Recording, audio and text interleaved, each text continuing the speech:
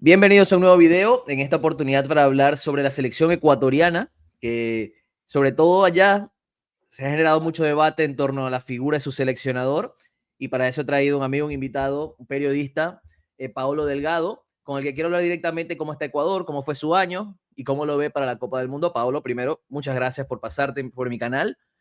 Y para comenzar inmediatamente, ¿cómo viste o cómo fue a tu criterio el 2025 para Ecuador? Hola, ¿qué tal Javier y a toda tu comunidad? La verdad es que es un gusto poder conversar contigo porque estás siempre ahí pendiente de la Vinotinto y de todo lo que sucede a nivel mundial de fútbol. Entonces, un gusto por eso. Y bueno, la selección de Ecuador, este año yo creo que se consumó la clasificación al mundial, que es positivo, no se vivió como en otras ocasiones. Yo creo que también un poquito por el formato de la eliminatoria y porque ya hemos ido a algunos mundiales. Entonces, lo que se espera siempre de esta selección con la calidad de jugadores que tiene actualmente es que sea un equipo que ya dé ese paso al frente en el Mundial, que no vaya y se elimine en grupos o que no sea siempre quien esté debajo de Brasil, Argentina, Uruguay a nivel Conmebol. Mira que hay selecciones, para poner un símil muy cercano a nosotros, por ejemplo Colombia. Colombia ha dado su paso al frente, lo hizo Sí. ya en el Mundial de 2014, lo ha hecho en Copas Américas compitiendo muy bien. Y la verdad es que Ecuador, si hablamos de forma objetiva, en Copas Américas es hasta menos que Venezuela. Ecuador le va muy mal en Copas Américas y en los mundiales creo que siempre está esa cuenta pendiente. Entonces, yo creo que el balance a nivel cuantitativo termina siendo bueno. Ecuador clasifica al Mundial, la defensa más sólida de Sudamérica, le gana a Argentina ese último partido por eliminatorias. Ahora tú sabes cómo es esto, ¿no? El análisis futbolístico requiere mucha interpretación. Nosotros nos encargamos de eso justamente porque si no sucede lo de Venezuela, que se cree que por ganar o empatar partidos, quizás no dando una gran muestra de juego, se puede conseguir un objetivo y el fútbol siempre castiga o premia. Sí. Entonces, yo creo que hoy estos números pueden ser mentirosos si vamos al Mundial y Ecuador sigue jugando como está jugando, yo no la veo, hoy no la veo. Entonces, como te dije, cuantitativamente muy bien, cualitativamente yo creo que esta selección está muy, pero muy por debajo de las expectativas que tenemos todos los ecuatorianos. Y me gusta que menciones eso porque es una realidad. Y el caso de Venezuela es perfecto, ¿no? La expectativa por el resultado sin analizar el cómo terminó llevándonos a un nuevo fracaso. Y como tú haces bien el símil con Ecuador, yo he visto muchas críticas de la prensa ecuatoriana sobre todo, ¿no? Porque nosotros desde afuera vemos los partidos, vemos los resultados, pero no es nuestra misma opinión, no es la misma crítica, ¿no? ¿Cómo evalúas tú el proceso de Becachese? Porque como digo, ha sido un entrenador bastante criticado en Ecuador por los diferentes periodistas que yo sigo, porque más allá de los resultados que como tú dices, a nivel cuantitativo los números son buenos, pero parece que a nivel de juego no termina de convencer. El tema con el nuevo cuerpo técnico es que Ecuador constantemente, o al menos en los últimos procesos, ha tenido una forma de juego un poquito menos elaborada de lo que se está haciendo. La idea de traer a BKC era, digamos, o lo pongo en palabras del propio presidente de la federación, es dar un salto de calidad y que eso nos lleve obviamente a conseguir resultados. Entonces, ¿qué es lo que se espera?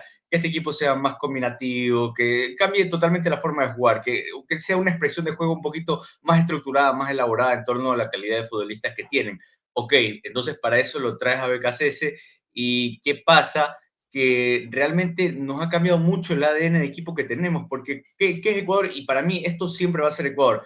Equipo fuerte, equipo físico, equipo intenso, equipo rápido, o sea, yo creo que no es cambiar una forma de juego que nosotros tenemos por algo que es muy novedoso porque encima no está funcionando. Los partidos de Ecuador son muy aburridos, son muy malos, muy pesados. El partido, el último, que lo termina ganando y por ahí maquilla un poquito la imagen de esta selección este año, fue contra una selección, la verdad, bastante limitada como Nueva Zelanda, que tuvo bajas, que por ahí Ecuador le costó lastimarlo en el primer tiempo y en el segundo llegan los goles ya producto de tanta insistencia. Y aún así creo que el partido fue bueno de Ecuador porque le terminan saliendo de Cáceres las cosas que practica, mucho juego por dentro, acumulación de muchos futbolistas por ese sector central, atacar el área o el último tercio del campo con muchos futbolistas y quedar, mira, por ejemplo, el último partido, Ecuador los jugó sin laterales, no ocupó laterales como tal por la banda, sino que había un volante que cuando el equipo defendía, las pocas veces que defendió, ocupaba el espacio al lado del defensa, pero no utilizó laterales. Entonces,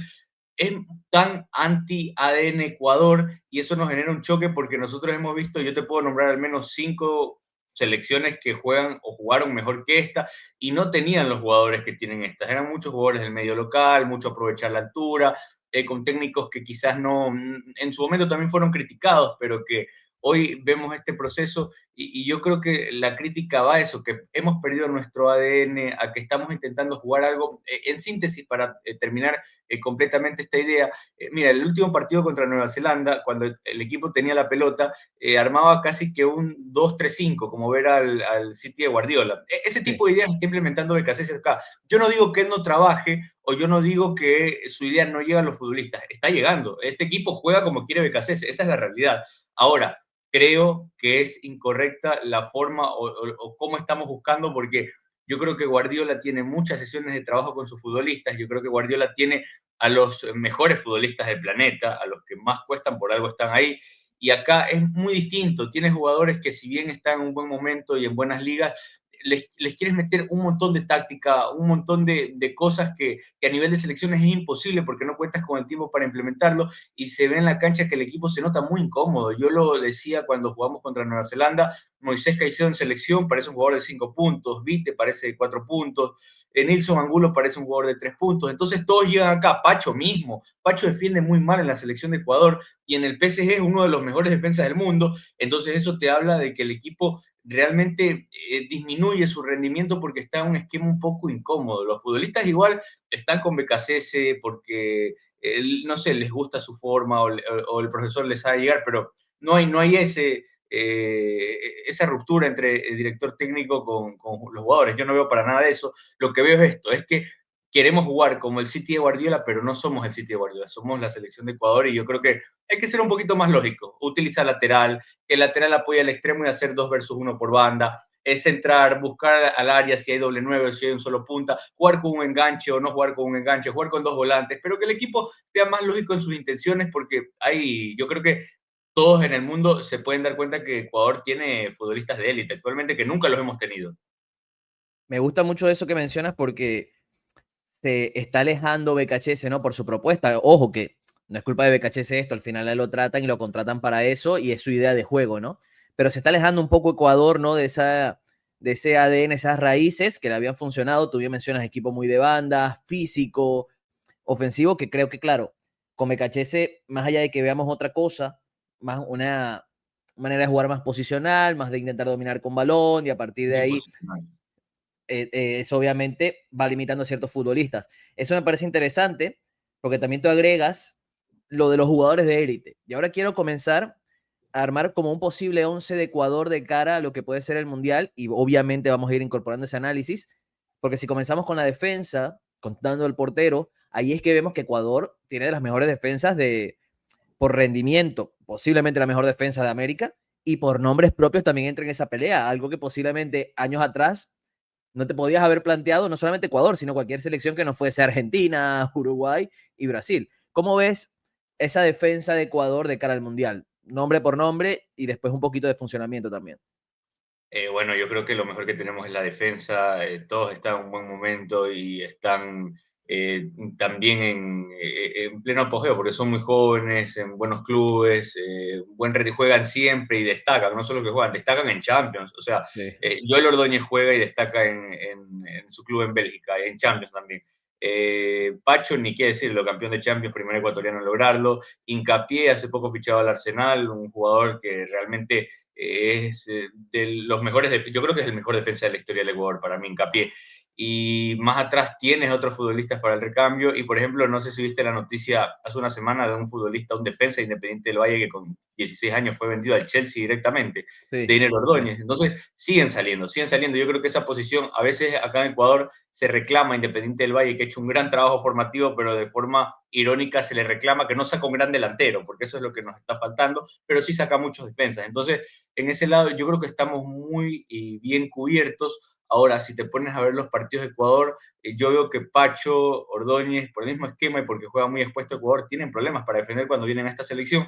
Y yo ponderaría un poquito más a quien está en el arco. Lo de Galíndez ha sido impresionante. Y en algún momento llegó a debutar en selección, recuerdo contra Brasil, fue un partidazo Gonzalo Valle, que es el arquero de Liga de Quito, que llegó hace poco a las semis de Libertadores, y lo hizo muy bien, sacó el cero en ambos partidos, pero siempre nuestros arqueros son muy exigidos porque Ecuador no ataca bien, tiene muchos problemas de cara a la generación de juego, a tratar de pisar el área y a crear el fútbol para los delanteros, crear oportunidades de gol, pero en cambio, cuando lo atacan, yo sí creo que la defensa está sufriendo, que si bien la defensa es buena, yo no voy a rebatir lo que tú dices porque es real, pero yo veo que está siendo muy figura nuestros arqueros, sea Galíndez en el mayor de los casos, siempre hay una tajada muy buena o muy clave de Galíndez o Valle cuando le ha tocado estar. Entonces, yo creo que acá se ha vendido mucho esa teoría, porque Ecuador saca el cero, saca bastante el cero. Contra Argentina, contra Brasil, contra Chile, contra selecciones en amistosos, saca mucho el cero. Entonces, por eso se ha vendido una idea de que somos imbatibles,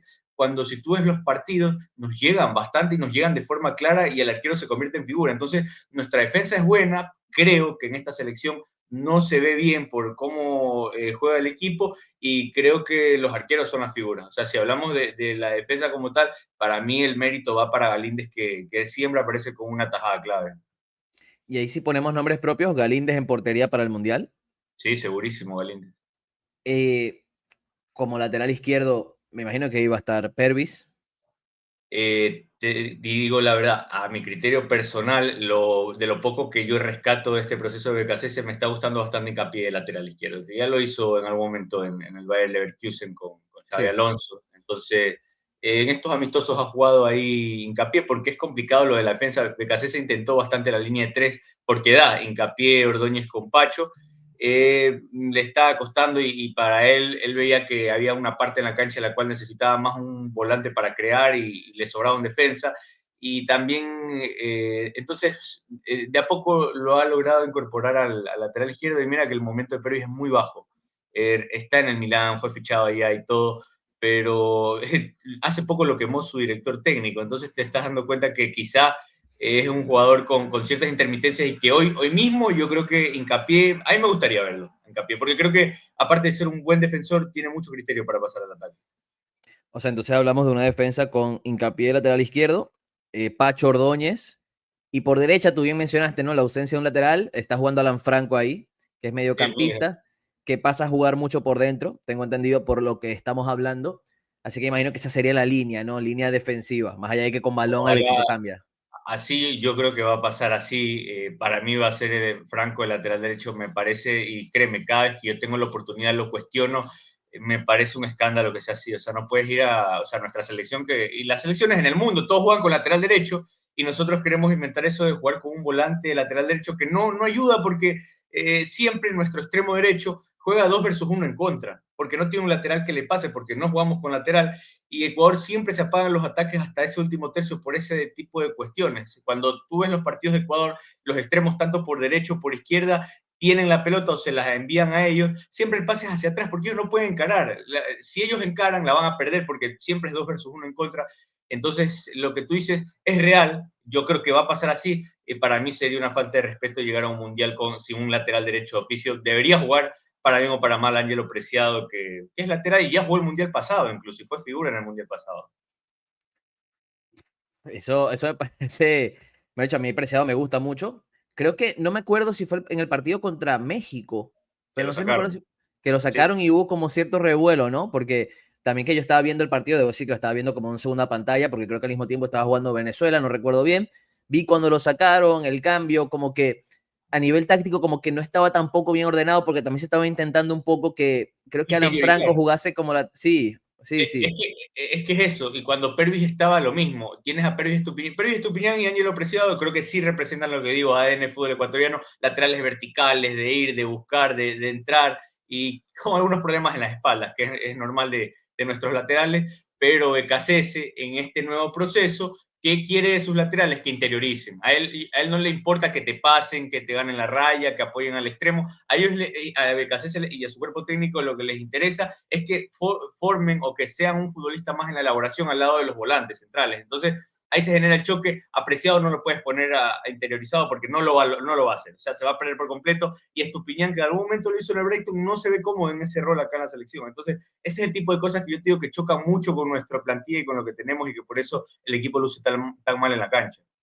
Sí, como que no respeta a BKHS a sus jugadores priorizando su idea, ¿no? Sus sistemas y Sí, sus cosas invariables que al final eso es muy cuestionable de los entrenadores, ¿no? No adaptarse a lo que tienes, a lo mejor que tienes, sobre todo en las selecciones, que es donde debes potenciar más las sinergias, que los jugadores tengan los roles mejor ubicados, no cambiarlos tanto porque la realidad es que no tienes tanto tiempo para trabajar eso, es como tú dijiste en su momento, no es como Guardiola que puede inventarse un Stones de mediocampista porque claro, lo tiene día, lo va puliendo, va acomodando el colectivo y ahí funciona, pero en las selecciones no es igual.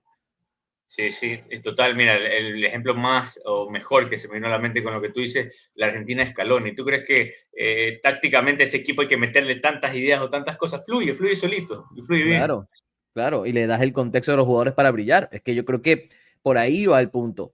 Nos vamos al mediocampo, donde hay un futbolista que por lo menos a mí me encanta y creo que es de los mejores del mundo, fijo, Moisés Caicedo. Para mí, de los mejores mediocentros del mundo, ya después podríamos entrar a otro debate quién es el mejor, pero para mí Moisés es sobre todo, a mi criterio, el más completo. O sea, yo creo que con balón, sin balón, lo que te ofrece, futbolista excepcional. Eh, y su acompañante, porque entiendo que Ecuador juega también con una especie de un doble pivote, aunque podría llegar a mutar. Entiendo que su acompañante podría ser Pedro Vite en este caso. Sí, sí, evite otro punto le voy a dar a favor de BKC porque todo se le quiere pegar y yo creo que la inmersión de Vite a esta selección ha sido muy buena. Salió de Independiente del Valle, es un futbolista que físicamente no le saca diferencias a nadie, y que lo de él es pasar la pelota y pasarla bien. Tiene una zurda muy privilegiada para encontrar pases entre líneas, para comenzar a elaborar. Ahora, la última doble fecha, a partir de que él cambia de equipo, está en la MLS y ahora juega en el Pumas de México, no le ha ido tan bien en México. Yo he leído que a él quizás allá no le han encontrado la posición donde rinde más. Por ejemplo, a veces cuando me ha tocado hablar de Vita en la selección, llegan en Twitter los hinchas del equipo del Pumas y me dicen, pero ¿de qué juega o de qué va? Porque acá lo utilizan de una cosa y acá vemos que juega al lado de Caicedo. Él es un enganche en realidad. Creo que en Pumas lo utilizan mucho de la banda, como él es zurdo por derecha para que recorte hacia el centro o Sí. de enganche, pero él lo hace muy bien porque es muy bueno dando esos primeros pases. Él sabe salir de las presiones, es muy inteligente y creo que le ha afectado ese cambio de club porque la última doble fecha de él, la verdad es que fue muy baja para lo que se espera o para lo que se conoce de su juego. Y yo creo que todo tiene que ver con todo y la forma de juego también lo disminuye un poco porque Vite pasó de ser ese futbolista que del segundo tercio de la cancha o un poquito más abajo te comenzaba ya a filtrar balones. O sea, lo de Vite es tomo, recibo, controlo y empiezo a mandar pases hacia adelante. Lo de él era pases hacia adelante, pero en la última doble fecha yo lo vi muy conservador, como pase al lado, pase a 2 metros, a 3 metros. Recuerdo que había jugadas que Ecuador se iba de transición y Vite, como no es muy rápido, llegaba, él las conducía, pero terminaba dando el pase atrás. En vez de terminarlas para bien o para mal, terminar la transición. Entonces yo creo que todo tiene que ver también con cómo está jugando esta selección. A mí me encanta Vite, pero yo creo que algo debe cambiar ahí porque no puede dar la imagen que tuvo en los últimos dos partidos, porque Ecuador necesita un creativo. Ecuador, el problema es la falta de ideas que no genera. Entonces tú lo debes de dejar soltar a Vite y que haga lo que sea, lo que él más sabe. Y por otro lado, con Caicedo, yo comparto todo lo que dijiste, pero acá en Ecuador tenemos un debate y es que a nosotros, bueno, yo creo que a la gente de buen gusto, nos gusta el Caicedo que no está anclado tan cerca de la defensa ni de volante posicional, sino el que se suelta, el que sale a presionar arriba, el que sale quizás a pisar el área, el que se encarga más de las jugadas en ataque que en defensa, porque el tipo recuperando es una máquina, es un animal y todos lo sabemos, pero también al momento de crear fútbol es muy técnico y es muy inteligente para jugar. Y el partido que recuerdo fue el último del anterior cuerpo técnico de Sánchez Vaz en la Copa América contra Argentina, que Ecuador se queda por penales Sí. eliminado de esa Argentina que fue campeón. Moisés Caicedo jugó, creo que fue un 4-4-2, no lo recuerdo bien, pero él jugó detrás del 9. Él no jugó de 5 ni de volante al lado del volante central, jugó detrás del 9 como un enganche y él se dedicó a eso.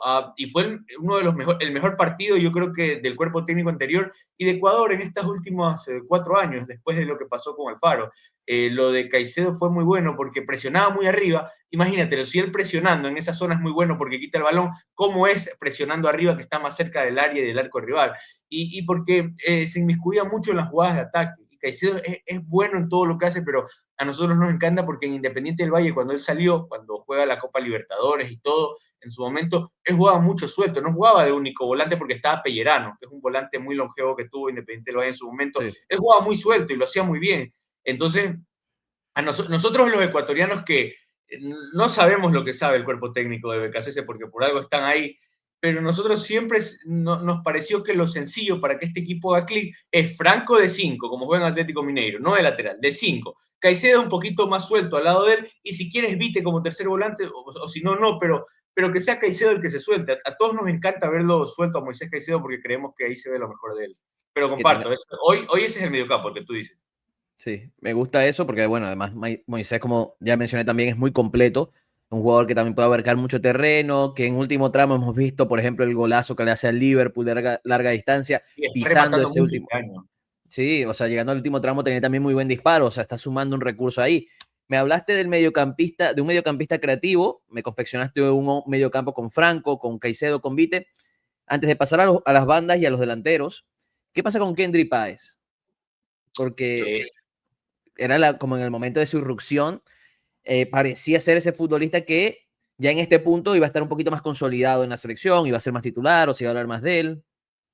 Sí, si no lo mencionas, me iba a olvidar por completo de él. La verdad es que hoy Páez no está más consolidado, como tú dices, por las propias decisiones que él tomó. Él salió un chico muy joven en el campeonato ecuatoriano, 16 años ya debutando, con los mismos 16 años ya jugando, en un mismo año jugó el Sudamericano y el Mundial Sub-17, jugó el Mundial, el Sudamericano no, el Mundial sí Sub-20, y jugó ya eliminatorias con la mayor. Debutó, jugó de doble fecha contra Uruguay, debutó contra Uruguay en un partidazo que él se encargó de armar juego para la selección y lo hizo un debut espectacular. Todo eso con 16 años. O sea, tuvo un año que lo veíamos y creo que en su momento se lo ponía a la altura de Lamine Yamal, porque son de la misma generación y todo.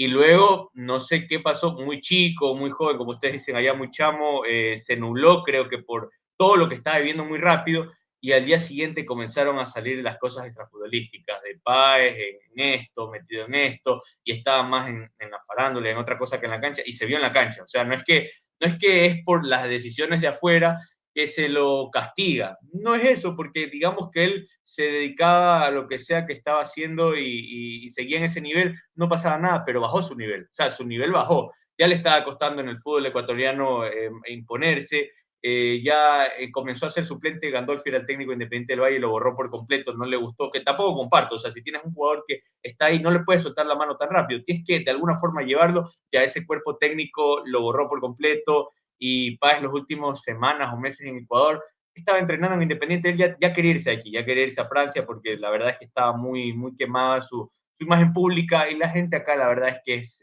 mala para ciertos temas, y yo creo que le dieron con todo, entonces le pegaron mucho, es un muchacho, o sea, para bien o para mal, Sí, uno puede equivocarse, tú te has equivocado a los 16 años, yo también, entonces claro. con todo lo que vio ese chico, yo creo que se le llevó muy mal, y acá hay muchos ecuatorianos envidiosos y que se aprovecharon para pegarle, porque no es de su equipo, por lo que sea, y porque no les gusta ver a alguien triunfar tan joven, porque nadie creía o nadie se esperó lo que sucedió con él. Entonces este año llega a su equipo en Francia, donde juega también el Colo Barco El de la Estrasburgo. selección argentina, y la verdad es que ya está teniendo minutos de nuevo y está jugando bien. Veo que lo utilizan mucho por la banda derecha, recortando, también lo han ocupado de carrilero, entra minutos al cambio, juega partidos de titular, ha sido figura en partidos incluso, pero yo creo que él está en otro proceso ahora, está como que volviendo a comenzar, a reiniciar lo que él en algún momento comenzó. Entonces, si era ese futbolista que seguía la línea normal, yo te diría titular fijo para el Mundial del 2026. Ahora, no es el mismo futbolista, es un chico que está reiniciándose, y el último partido entró al cambio, creo que fue el anterior contra Canadá. No lo vi bien, lo vi como que no anclado, pero como te digo, todo va con todo. Este equipo tampoco es que le da la soltura. Él cuando inicia jugando jugaba muy suelto en la selección, era casi un enganche, o sea, partía por la banda, pero jugaba liberado por todo el campo. Entonces acá esto de respetar mucho la posición, el rol, es algo que a nuestros futbolistas le hace de menos, pero yo creo que hoy no es ese futbolista imprescindible para la selección, pero creo que se lo puede rescatar. O sea, Páez va a seguir siendo Páez, solo depende de él. Igual queda mucho para el Mundial, ¿no? Si sigue Sí. brillando en el Estrasburgo, se puede ganar un puesto, igual como revulsivo, va a también ser una pieza interesante. O sea, yo creo que es un hombre del que hay que hablar, porque lo que yo lo he visto, yo tuve la oportunidad de también verlo en la cancha en el Sudamericano Sub-20 en el pasado, donde Ecuador no le va muy bien porque también tiene un grupo complicadísimo, pero Kendi Páez demuestra ser un jugador de un talento diferente, no solamente en Ecuador, sino en el continente y por eso creo que es un nombre del que hay que hablar de aquí a futuro. Y Nos vamos a sobre las... todo, Sí, Javier, disculpa que te interrumpa, a sí, nosotros no sí. nos sobran estos de buen pie, estos de que te arman una jugada distinta. Nosotros somos futbolistas más físicos, más fuertes y Páez con Movite rompen el molde porque son más cerebrales, más del pase y se necesita todo, o sea, se necesita un todo, no solo ir en una dirección, y yo creo que ahí tienes futbolistas como Páez que te cambian el ritmo, te cambian la situación del partido, porque lo hizo en las selecciones juveniles, lo ha hecho en la selección mayor, entonces a mí me parece que es un jugador del cual debemos de tenerlo cerca porque nos podría ayudar mucho en ese eventual mundial. Y ya yéndonos a las bandas, que hemos hecho referencia, ¿no? A los extremos, ¿cuáles crees tú que van a ser esos jugadores de banda para Ecuador? Tú me hablaste o hablamos de un 4-4-2, entonces imagino que es uno por izquierda, uno por derecha, más una doble punta, o capaz un mediocampista más adelantado. ¿Cómo lo ves tú en cuanto a sistema? Bueno, teniendo en cuenta el sistema y cómo está trabajando BKCS, yo creo que lo más real es eso, son dos extremos, un punta o media punta que no es necesariamente un delantero, ahí el último partido jugó Plata que lo hizo espectacular, Gonzalo, el futbolista del Flamengo, y un delantero que va a ser en el Valencia. Yo creo que por derecha está sumando buenas actuaciones John Yeboah, que no es un futbolista nacido en Ecuador precisamente, sino que tiene raíces ecuatorianas y ha sido parte últimamente de la selección. Lo ha hecho muy bien. Juega en la Serie B de Italia, en el Venecia, descendió porque jugaba en la primera categoría el año pasado de Italia. Un futbolista hábil, potente, rápido. La verdad es que acá en Ecuador nos gusta mucho Yeboah. Y por el otro lado, mira la particularidad de cómo juega este equipo, es que tiene, todo está como elaborado para lo que quiere el DT. Juega con extremos a perfil cambiado, llevó a zurdo y juega por derecha, y por izquierda juega Nilson Angulo, que es derecho, pero va por la izquierda, es futbolista de la Liga de Bélgica, que en algún momento salió de Liga de Quito, muy habilidoso también, lo mismo que llevó, es inteligente, es hábil, no se vio lo mejor de él en la última doble fecha, pero creo que tiene mucho que ver con eso de que cada vez que un extremo nuestro tiene la pelota, se encuentra con un 2 versus 1 en contra y lo único que le va a tocar es retroceder o ir a encarar y perderla en la mayor cantidad de veces. Entonces, eso con Plata, que está jugando como casi que un enganche o un segundo punta, muy, muy liberado. Lo de Plata espectacular. Le dio clic al último partido de Ecuador, diferencial, porque yo creo que con Plata pasó lo mismo que hablamos con Páez. O sea, en un Ok. momento estuvo muy bien en España, en el Valladolid, jugó primera categoría, luego desciende y juega Serie B también, pero le pasó en factura este tema extrafutbolístico que acá en Ecuador es muy normal, a nosotros lastimosamente es lo que nos afecta a nuestros jugadores, y luego Plata toma la decisión de irse a Qatar, casi que a retirarse a Qatar, porque allá la verdad es que el nivel es muy bajo, la liga de Qatar es muy baja, y cuando él venía a la selección les costaba hasta los controles, estaba más lento y fue borrado de la selección. Luego él toma la inteligente decisión de irse de ahí para volver al fútbol de élite como Flamengo, Flamengo Sudamérica, un equipo que constantemente está peleando la Libertadores. Él se hizo de la titularidad, lastimosamente en las últimas semanas ha trascendido este tema de las expulsiones, que ha salido Sí. bastante, y lo han visto en las discotecas y demás. Entonces, mal por eso, pero la verdad es que él recuperó el nivel en Flamengo. Le dio una segunda vida futbolística porque está volviendo a ser ese Plata picante que encara, que la toma, que decide, y lo veo mejor en la toma de decisiones, lo veo que es más inteligente al momento de jugar en el último tercio de la cancha, y eso con él. Y arriba, Ener Valencia, que ya yo soy de las ideas contrarias, si bien es el goleador histórico y lo que sea que digan acá, porque acá lo repiten mucho, ya va para los 37, 38 años. No, no, yo creo que seguirse esperanzando en que Ener Valencia un gol o que aparezca a esta altura ya no da. O sea, tenemos, igual es verdad que tenemos problemas con el gol y eso, pero está Ener Valencia, lo tienes a Kevin Rodríguez que juega Champions y que es el goleador de la Liga de Bélgica, que mucha gente dice, lo cuestiona a Kevin porque cuando fue al Mundial pasado jugaba en la Serie B de Ecuador y fue polémico el tema con él, Sí, me acuerdo. pero Sí. hoy juega Champions y destaca en Champions. Hizo un partidazo con el Atlético de Madrid, el último que jugó de Champions en el Metropolitano, de visitante. Además, es el goleador de la Liga de Bélgica, o sea, está destacando y demás. Y luego lo tienes este chico Jeremy Arevalo, que acá sí que se generó mucho, pero mucho ruido con respecto a él, porque es el goleador de la Serie B de España, que no es nada menor y es joven. Entonces, aquí tenemos como que un potencial jugador que en algún momento puede ser el reemplazante de Ener. Entonces Ecuador yo creo que tiene ahí para variar o para encontrar un 9. Hoy es Ener Valencia sin dudas por lo que representa para el grupo, que como dato BKC se lo dirigió, es el único que conocía, porque lo dirigió cuando Ener está en Emelec y Sampaoli fue director técnico de Emelec en 2010, BKC era el asistente técnico de Sampaoli, entonces el único que conocía era justo el capitán de Ecuador. Creo que por eso también el grupo está tan bien alineado con BKC y no hay ningún problema, porque aquí no ves eso de que Moisés Caicedo, y se critica esto en Ecuador, se busca que hayan líderes, ¿no? que impongan. Claro. Acá no hay, digamos, en el Tomás Rincón en Venezuela, Ok. que siempre, no sé, está ahí con el técnico o con el que dan el visto bueno, visto malo. Moisés Caicedo ni se mete, él es un chico que va a hacer su fútbol nada más. Pacho lo mismo, Hincapié lo mismo. Y de ahí, digamos, el único líder, entre comillas, quizás el arquero, que no es ni ecuatoriano, es argentino nacionalizado, entonces no gravita en ese sentido, y el otro sería Ener Valencia, que Ener es un tipo, debe ser el líder más saludable del mundo, o sea, nunca estuvo metido en indisciplina, nunca en nada extrafutbolístico, nunca ha tenido problemas con técnicos, es un tipo al cual quiere todo el mundo, el jugador, el utilero, el dirigente, el hincha, todos lo quieren porque es súper tranquilo y él, la verdad es que se lleva bien con BKC, entonces por eso te digo que el grupo no es que no le responde por algo al técnico, le responden. O sea, el grupo está a muerte con el técnico, es la gente a la cual no le gusta el proceso. Pero sería eso básicamente para terminar lo del 11. Llevó a, creo yo, como se ha visto en los últimos amistosos, llevó a por una banda, Nilson Angulo por la otra, y arriba Plata con el delantero que sería en el Valencia.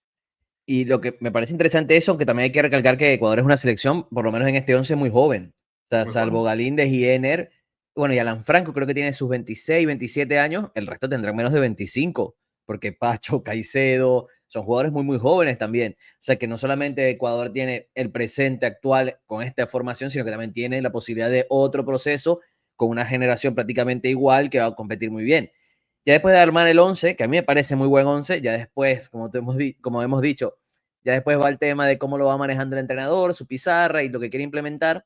Después de hablar de este 11, de ver el talento que tiene Ecuador, de la idea de BKHS, para cerrar ya el video, ¿para qué está Ecuador de cara al Mundial? O sea, si tú ves el Mundial, ¿cuál crees tú que debe ser la exigencia para esta selección en cuanto a instancia, en cuanto a juego? Bueno, yo creo que la expectativa que tenemos todos los ecuatorianos es mínimo, mínimo, mínimo, como emular lo máximo que logramos, que fue en 2006, octavos de final. La mínima exigencia, cualquier cosa que no sea eso, va a ser un fracaso. Igual vas a tener un mundial de muchas más selecciones, que en grupos no solo entrarán los dos primeros, sino que habrán mejores terceros ahí. Por eso no creo, aún jugando como estamos jugando, no creo que nos quedemos en grupos. O sea, esto puede envejecer mal, pero sería ya totalmente, no sé, escandaloso, sería un fracaso rotundo, y luego de eso yo creo que esta selección tiene potencial para mínimo cuartos de final. O sea, tú ves a los Caicedo, a los Pacho, a los Hincapié, que encima van por su segundo mundial, porque ya en Qatar, ¿cuál fue el tema? Que mucho se trata de enlazar este proceso con el anterior de Alfaro, que creo que al 70-80% de los ecuatorianos nos volvió a reconectar con la selección ese proceso de Alfaro, luego de un fracaso de no haber ido a un mundial, y lo de Alfaro teníamos una selección que nadie conocía a Moisés Caicedo, nadie conocía a Plata, nadie conocía a Pacho, Hincapié, incluso acá te cuento, mucha gente cuando convocaban a estos jugadores que no estaban con más de 10 partidos en primera división del fútbol ecuatoriano, lo cuestionaba. La gente criticaba y decía, ¿de dónde salieron estos? Éramos como Chile, teníamos un núcleo muy quemado de futbolistas que ya habían dado, no sé, su máximo, como digamos Antonio Valencia en su momento, Jefferson Montero, y que no se había recambio.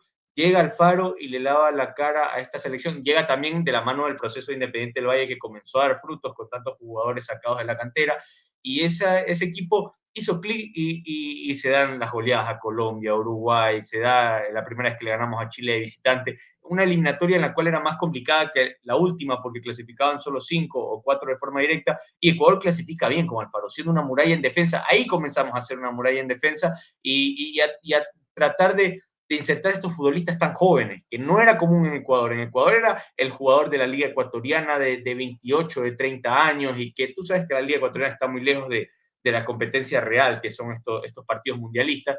Entonces, a raíz de eso, en eliminatorias pasadas fuimos el equipo con promedio de edad menor de toda la eliminatoria. Lo fuimos aún con Ener Valencia y con el arquero que no era Galíndez, no me acuerdo quién más estaba.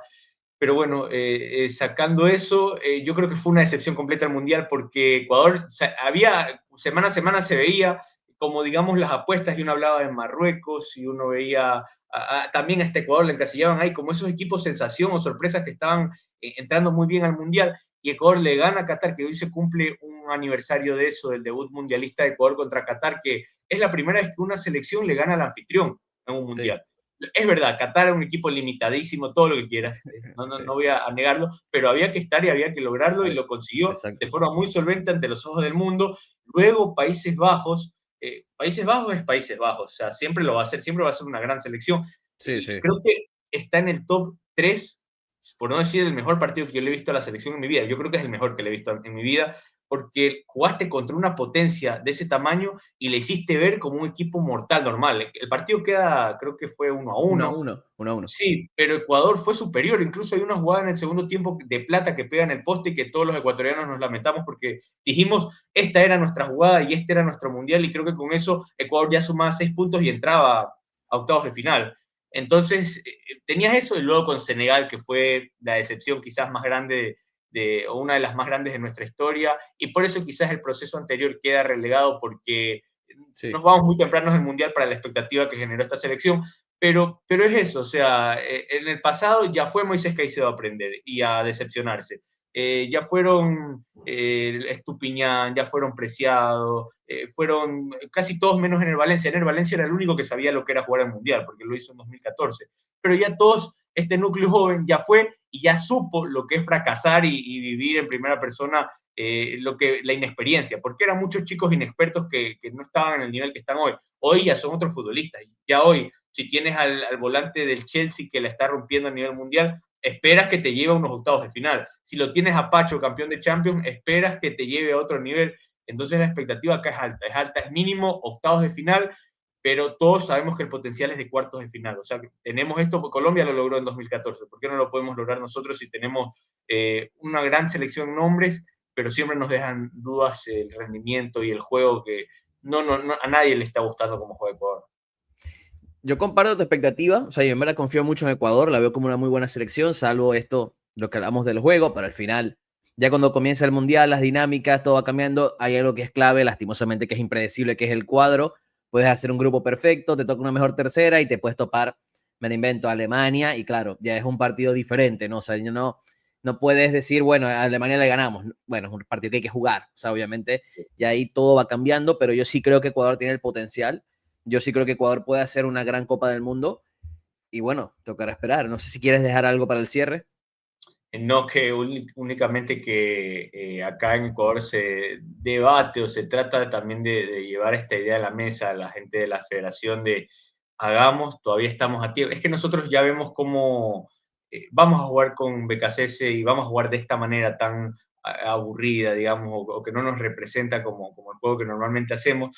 Y la gente, muchos ya están como decepcionados, como que diciendo, en el Mundial, como lo que te dije de Venezuela, cuando llega al final de la eliminatoria, sabemos que se viene el fracaso, es inminente porque nadie espera una sorpresa por cómo hemos visto esta selección con este plantel de jugadores que tiene. Entonces se ha tratado de llevar esta idea de hagamos la gran Marruecos previo al Mundial de pasado. Marruecos rescindió a su cuerpo técnico y el nuevo cuerpo técnico fue el Regragui. que termina metiéndolo entre los 4 mejores del mundo. Pero Sí, es algo que es una idea que está en el aire, no va a pasar. No creo que los dirigentes de la federación se animen a difícil. tanto, porque incluso, mira, avalan los resultados. Ecuador terminó oficialmente, gracias a los resultados varios y a los amistosos últimos y a las eliminatorias, a todo el proceso final de BKCS, en el bombo 2 para ir al Mundial, que era lo que se estaba peleando, porque Ecuador estaba en el bombo 3 en realidad, logra entrar al último en el bombo 2 y eso te da como un aire para tener, no sé, un grupo más accesible. Igual el Mundial es Mundial, como tú lo dices, y las dinámicas cambian.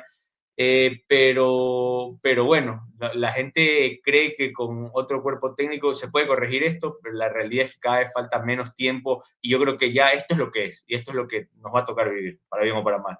Y creo que los ayudamos nosotros derrotando a Australia. Creo haber leído algo de eso, ¿no? Que le Sí, ganamos a Australia un amistoso y creo que sí, ustedes subieron a partir de que correcto. nosotros le ganamos a Australia, de nada. Gracias, gracias, amigo. Bien, bien ahí la ayuda. Bueno, para eso quedamos, para hacer sparring nosotros. Paolo, muchas gracias por pasarte. Te extiendo la invitación para meses antes del Mundial, semanas antes del Mundial, volver a hablar contigo para ya hacer una previa como mucho más directa, mucho más en caliente de lo que va a ocurrir con la temporada en Europa terminada, con América en intermedias. Muchas gracias por pasarte, por hablarnos un poco acerca de la selección ecuatoriana en la actualidad y todo de cara al Mundial, donde yo soy de los que piensa que Ecuador le va a ir muy bien.